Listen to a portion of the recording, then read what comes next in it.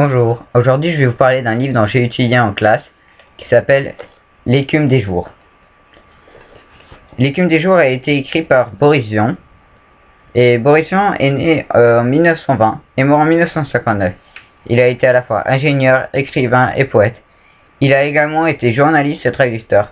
À un moment, traducteur était son seul métier lors de son divorce, jusqu'à ce qu'il se trouve une nouvelle femme en 1954. Son loisir était de créer et composer des chansons de jazz tout en fréquentant les cafés de Saint-Germain-des-Prés. Les romans de Boris Vian étaient noirs.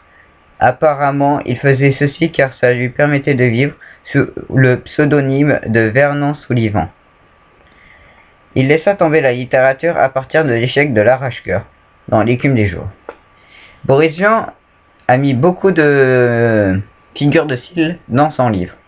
Il a mis par exemple des métaphores, des comparaisons, anagrammes, calembours, contrepréties, néologismes, mots valises. Il a fait plein de jeux de mots, il s'est amusé.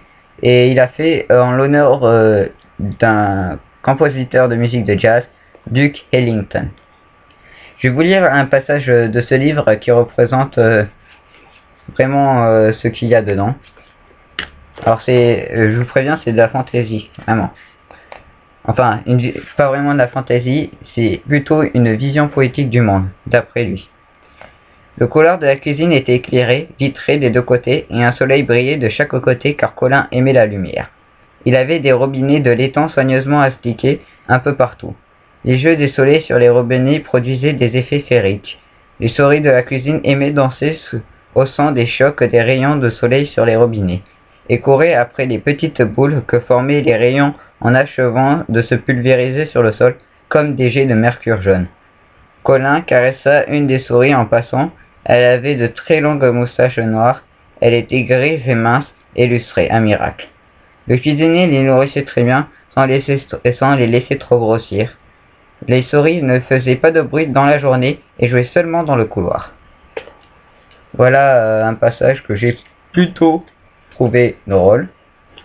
Mais sinon, je trouve que le livre est assez ennuyant pour un ado. Plutôt le lire en étant un adulte.